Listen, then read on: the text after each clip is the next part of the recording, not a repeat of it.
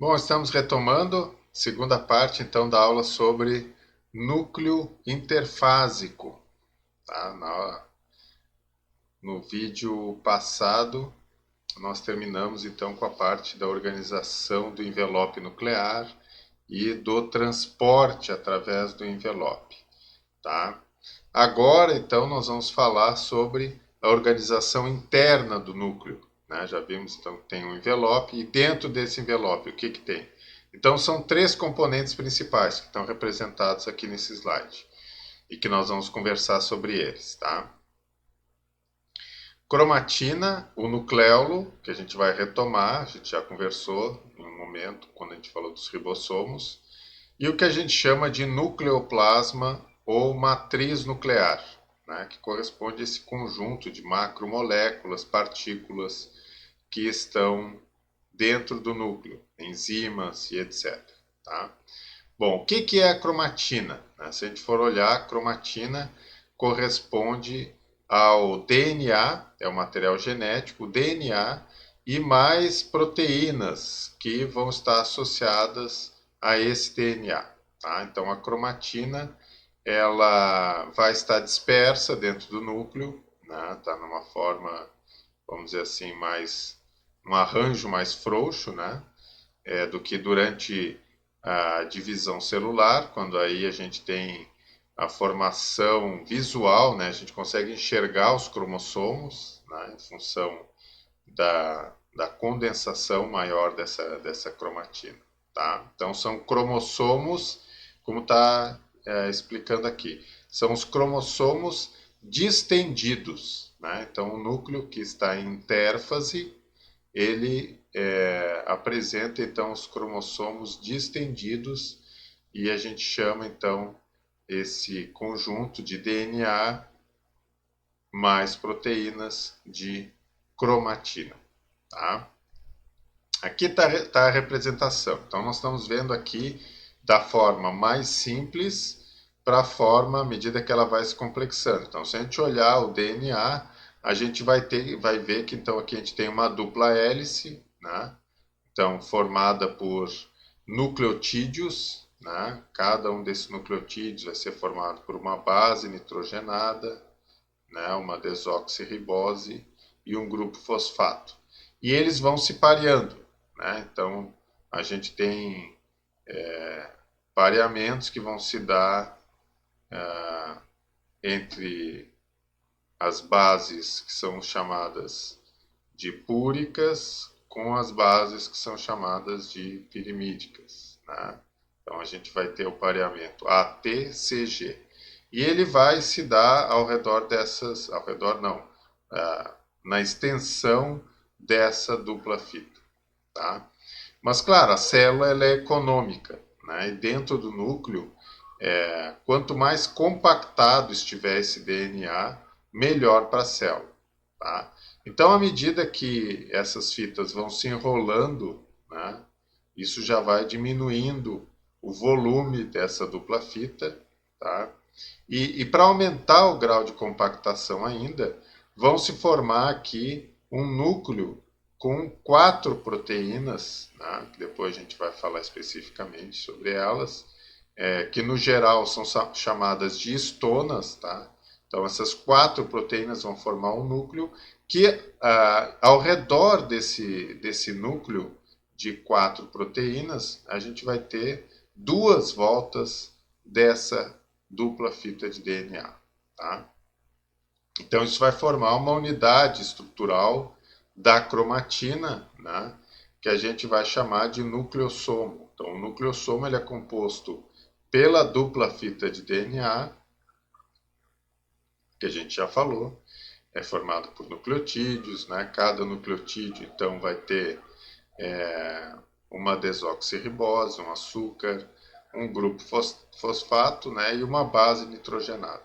Tá? Então, esses três componentes vão formar um nucleotídeo e a gente vai ter aí junto esse pareamento das bases, né, que vai permitir, então, que essa dupla fita fique relacionada, se mantenha paralela, né, às fitas individuais. Né? Vai se novelando vai formando os nucleossomos. Os próprios nucleossomos, à medida que vão se organizando, eles têm uma distância entre eles, né?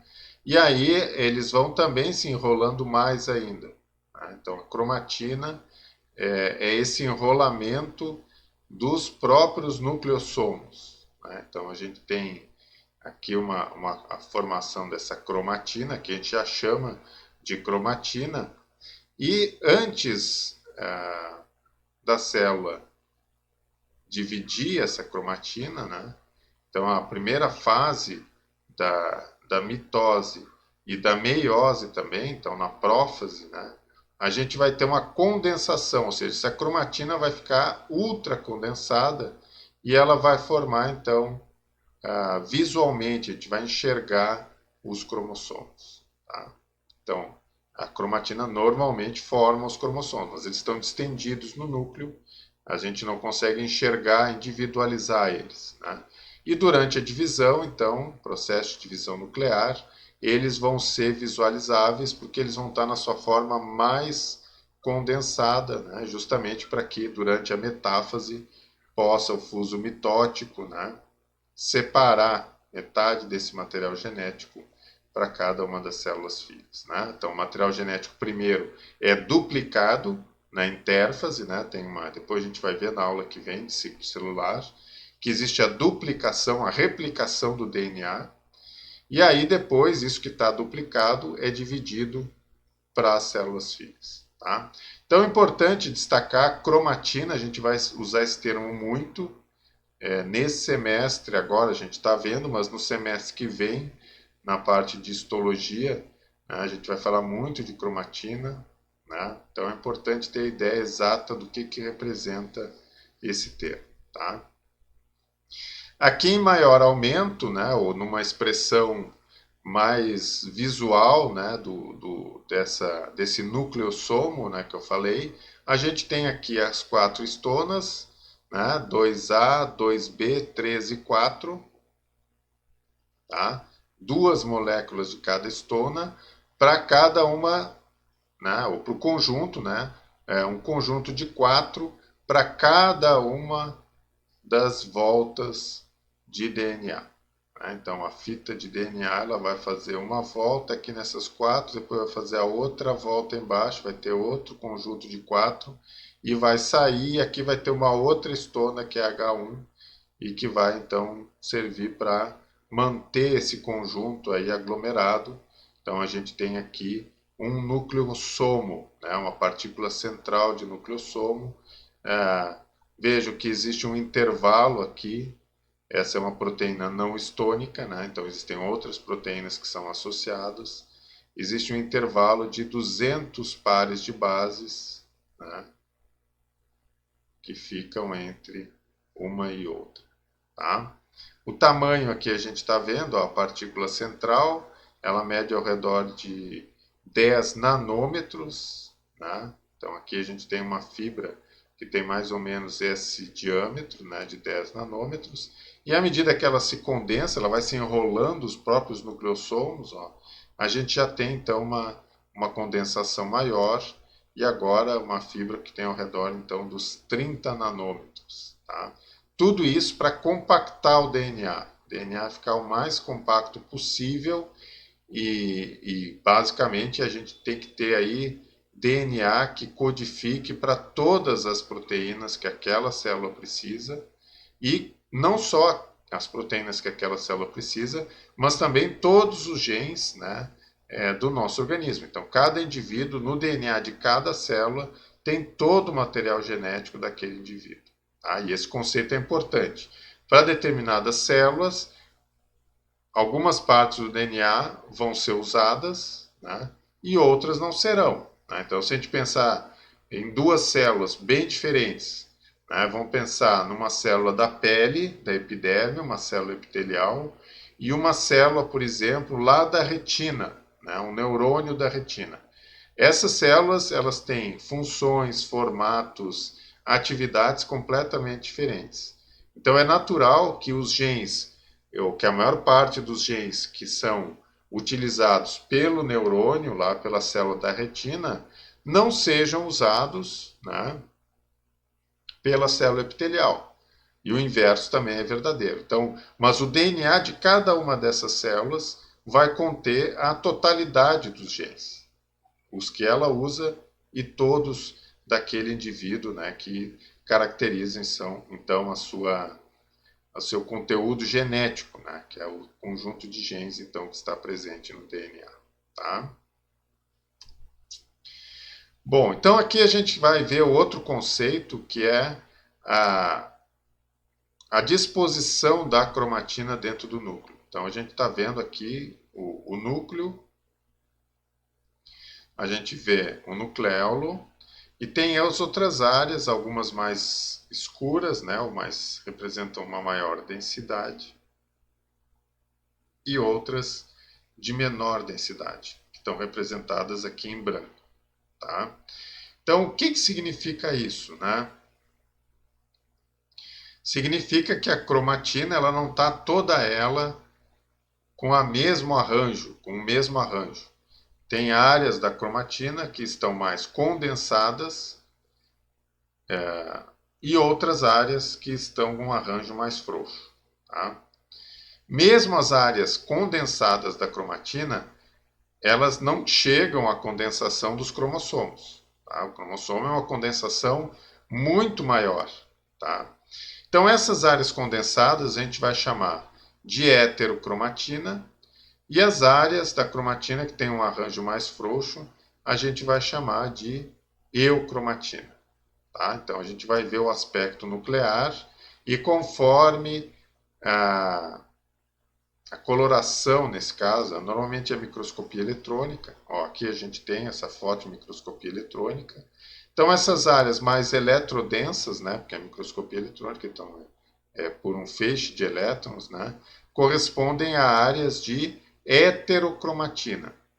E as áreas aonde a cromatina está mais frouxa correspondem, como essas que eu estou apontando aqui, correspondem a áreas de eucromatina. Tá? Então, a gente vai ter, numa mesma célula, a gente vai ter a cromatina e com diferentes arranjos, tá? No mesmo momento. Né? Aqui a gente tem o nucleolo. Tá? Então, numa mesma célula, a gente vai ter um núcleo onde tem heterocromatina e aonde tem eucromatina. Tá? Só que o que acontece? Dependendo do estado funcional da célula, isso a gente pode traduzir por uma produção maior ou menor de proteínas, essa cromatina vai ter uma quantidade maior como eucromatina ou uma quantidade maior como heterocromatina. Essa célula aqui, ó, é um núcleo aonde predomina a eucromatina. Então é o que a gente vai chamar de núcleo eucromático, porque predomina a eucromatina. Também tem heterocromatina, como a gente está vendo aqui perto do envelope nuclear. Tá? Outro indício que é uma célula que produz muita proteína. Veja, a gente tem uma grande quantidade aqui de retículo endoplasmático, rugoso, né? Mitocôndrias. Então, a imagem toda está mostrando que a gente tem aí uma célula que tem uma grande atividade funcional. Uma célula que precisa produzir muitas proteínas para poder funcionar. E a produção de proteínas, a gente viu, ela começa no núcleo. Então, o primeiro evento é chamado de transcrição, onde o DNA, aquela fita dupla, vai ser aberto e vai se formar uma fita simples agora, complementar àquela fita dupla. Então, esse processo de formação dessa fita simples, que é o RNA, né, que está sendo formado, ele é o início, é o primeiro passo para a formação de uma proteína. Então, a partir do RNA, que está se formando aqui no núcleo, ele vai para o citoplasma, e aí a gente viu tudo naquela aula sobre ribossomos, como é que se dá esse processo. Tá? Então, o aspecto nuclear, ele é fundamental para a gente poder indicar como é que está a atividade dessa célula. Nesse caso, é uma célula que tem uma intensa atividade de síntese proteica. Então, o núcleo eucromático, tá? O núcleo eucromático. E é isso que está nesse slide. Então aqui, ó, eucromatina, que é o que a gente terminou falando no slide anterior. Regiões menos condensadas, transcrição de DNA ativa, ou seja, formação de RNA mensageiro. Transcrição é formação de RNA mensageiro. Então aí se estabelece isso que está aqui embaixo, que é uma relação entre a condensação da cromatina e a atividade de síntese proteica na célula. Tá? Então, células com muita cromatina em arranjo frouxo, ou seja, muita eucromatina no núcleo, são células de alta atividade de síntese proteica. Tá? Se, por outro lado, eu observar no núcleo uma grande quantidade de heterocromatina, então um núcleo heterocromático, eu posso dizer que existe uma quantidade de DNA sendo transcrito muito pequena. Então, nesse caso, eu posso até dizer que, eventualmente, como uma fórmula geral, que a transcrição de DNA está inativa. Né? Não significa que é absolutamente inativa, mas que ela é muito residual. Né? E nesse caso, então, a gente vai ter uma atividade de síntese proteica na célula muito baixa. Tá? Bom, então, o estado funcional da célula, ele vai determinar, ou ele vai ser determinante do tipo de cromatina que vai ter no núcleo. Tá? Mas tem muitos casos onde a heterocromatina, ela nunca deixa de ser heterocromatina. Então, são regiões onde a cromatina é chamada de heterocromatina constitutiva. Foi o exemplo que eu dei da célula da retina e da célula epitelial da pele.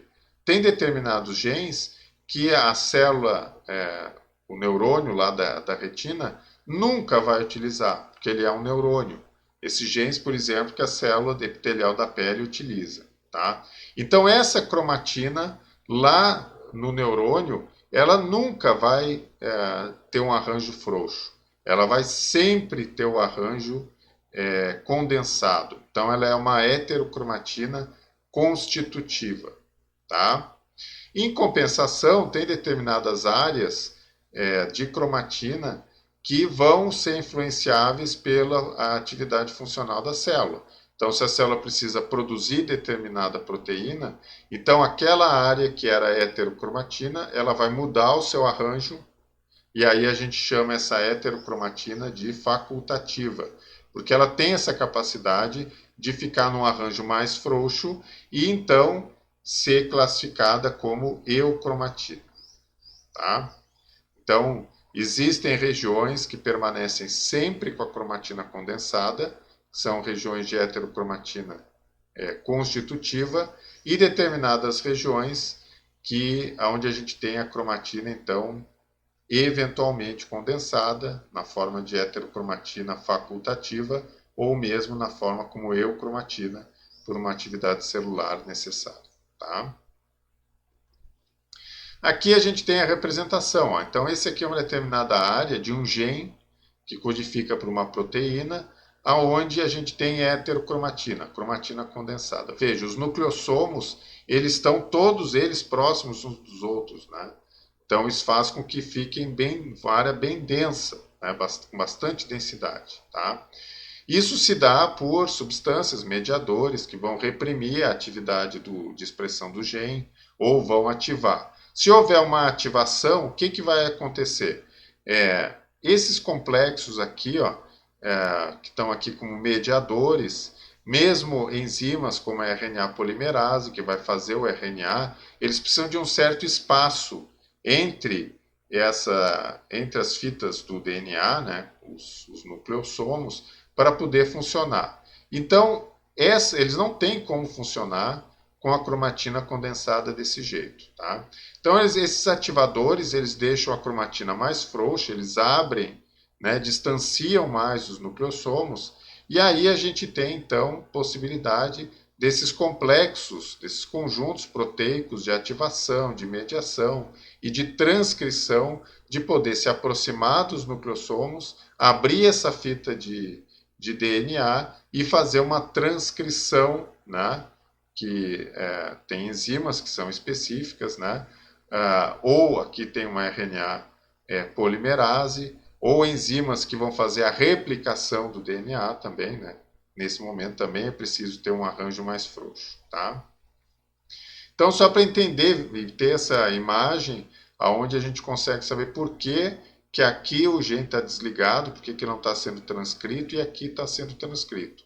Então, existe um espaço aonde as enzimas e mediadores responsáveis pela transcrição, pela formação do RNA, eles podem, então, agora entrar em contato com a dupla fita e, a partir daí, produzir um RNA mensageiro. Tá? Aqui a gente tem algumas células, ó. Aqui vocês estão vendo alguns linfócitos, né? Essas células têm um núcleo bem redondo, bem escuro. Então é um núcleo heterocromático, um núcleo com a cromatina muito densa, né? Então são células, nesse caso, né, os linfócitos são células que estão inativas. E à medida que elas se ativarem, aí elas vão fazer a síntese proteica, vão produzir anticorpos, que são proteínas, né? E aí a gente vai ter a necessidade, então, de mudança desse perfil. Mas enquanto elas estão inativas, ó, a gente vai ter, basicamente, núcleos, células com núcleos heterocromáticos. Tá? Então, heterocromatina predomina nessas células. Tá? A gente não enxerga o nucleolo. Tá? No núcleo eucromático, a gente consegue ver um ponto, consegue ver um nucleolo bem visualizável, né? Aqui não vamos ver, justamente pela condensação da cromatina. Tá?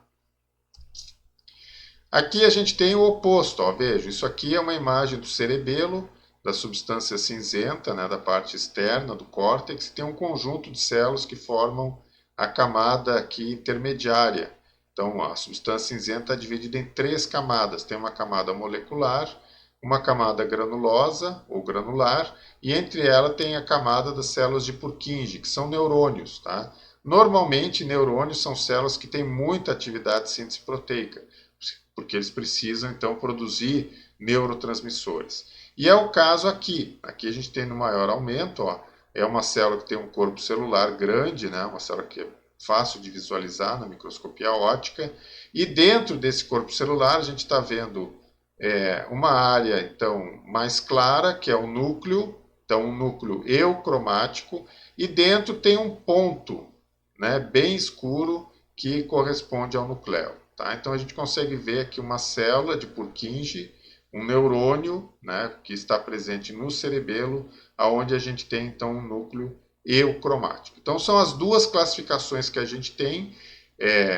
núcleo heterocromático e eucromático, e que permitem então a gente identificar como é que está a síntese proteica da célula. Então o núcleo eucromático, esse caso aqui dessa célula, alta atividade de síntese proteica. Núcleo heterocromático, como a gente viu nos linfócitos anterior, no slide anterior, baixa atividade de síntese proteica. Tá? Então, isso agora a gente vai correlacionar isso, né, na nossa prática histológica, né, no semestre que vem. Tá? Além da cromatina, a gente tem também o nucleolo. Tá? A gente já viu um pouquinho sobre o nucleolo quando a gente falou dos ribossomos. Então, o nucleolo, ele, apesar de não ter uma membrana que delimita ele, ele tem a gente consegue individualizar, a gente vê basicamente uma área mais condensada, né, com maior coloração por hematoxilina, né, naqueles núcleos que são eucromáticos. A gente consegue enxergar um ponto que corresponde ao nucleolo, é uma coloração intensa. Tá? E esse nucleolo ele vai estar dividido em 3 partes. Então, normalmente, ele tem um centro fibrilar, que é uma parte bem de dentro, né, e que corresponde ao DNA, tá? DNA desses cromossomos aqui, ó, que tem, onde existe, né, genes que produzem os RNAs ribossomais a partir deles, né? Então eles vão formar esse centro fibrilar, né, que é uma espécie de núcleo, né, núcleo organizador, né, dos ribossomos, porque é a partir daí, a partir desse DNA ribossomal, que vai se dar a formação dos ribossomos. Tá? Então esse centro fibrilar fica bem no meio do nucleolo. E em volta dele a gente tem um outro componente que é chamado de fibrilar denso, ou pars fibrosa, e que corresponde basicamente aos RNAs ribossomais. Então a gente viu que existem vários RNAs que estão presentes em cada uma das subunidades e que esses RNAs eles vão receber, vão se juntar com proteínas, né, na subunidade maior e menor, e esse conjunto todo vai formar então as subunidades, né, e que estão externamente. Então ele vai de acordo com o grau de complexidade ou o momento onde está da síntese da subunidade ribossomal, isso vai de dentro para fora. Então tem o centro fibrilar, que corresponde ao DNA, depois tem um componente fibrilar denso, que são os RNAs, e na parte mais externa a gente vai chamar de componente granular, onde estão as subunidades, né, que são formadas pela junção desses RNAs com as proteínas ribossomais que vieram lá do citoplasma e foram importadas para dentro do núcleo. Tá? Aqui a gente tem uma imagem, dá para ver aqui uma imagem de microscopia eletrônica, que no aumento amplo, a gente consegue ver todo o núcleo. Aqui uma imagem aproximada, especificamente do nucleolo, e aqui um esquema para a gente conseguir entender isso, né? Então veja, a gente tem o centro fibrilar, que é bem dentro, né? Tem uma região em volta, que é um componente fibrilar denso, região fibrilar, que está representada ali, ó, e a região granular é que fica externa para tudo, né? Então aqui a gente tem, ó, essas áreas mais centrais, áreas onde a gente está vendo aqui o nucleolo, ó, são áreas onde a gente tem o DNA, em volta desse DNA os RNAs, e na parte bem externa uma área mais granular que corresponde às subunidades ribossomais. Mesma coisa aqui embaixo, ó. Região fibrilar, região granular, né? Aqui, como é um corte, a gente perdeu a perspectiva, né? Mas entendendo o nucleolo como algo tridimensional, a parte mais central dele é DNA, depois RNA e as subunidades ribossomais ficam na parte mais externa, né, do nucleolo. Tá? Então o nucleolo também tem uma atividade, ou melhor, tem o aspecto do nucleolo está diretamente ligado com a atividade de síntese proteica. Tá? O nucleolo é onde saem as subunidades, são produzidas as subunidades ribossomais. Tá? Então aqui a gente tem um slide que a gente já viu quando falamos de ribossomos, né? Temos aqui, ó, o centro fibrilar, o componente fibrilar denso, e aqui a parte, então, o componente granular, né?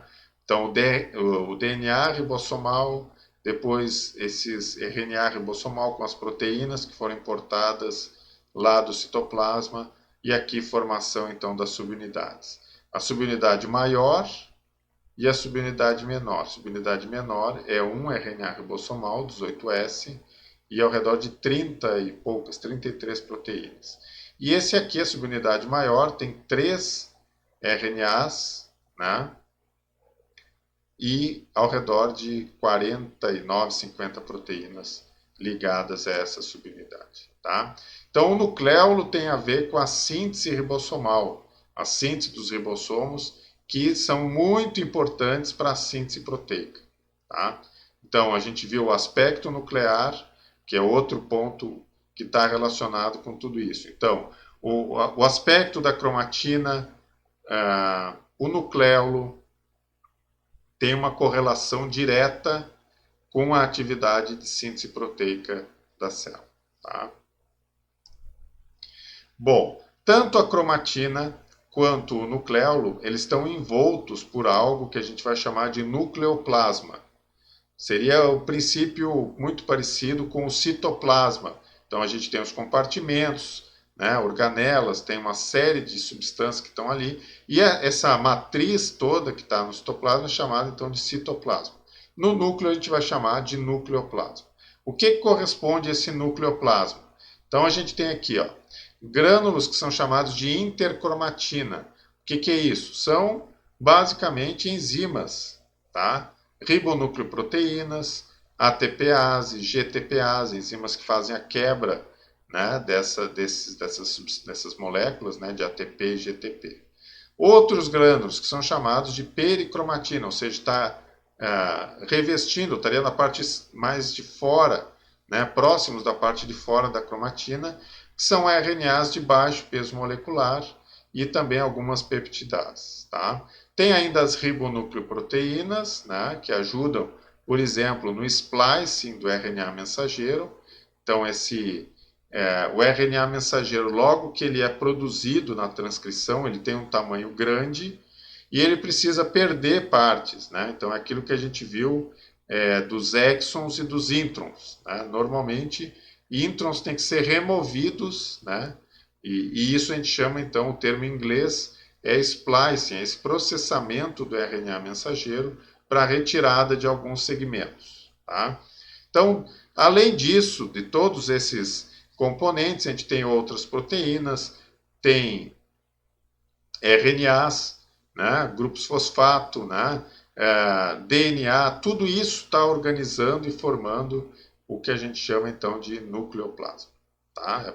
Essa parte onde está a cromatina organizada, né, onde tem o nucleolo, né, então preenchendo esse envelope nuclear. Tá?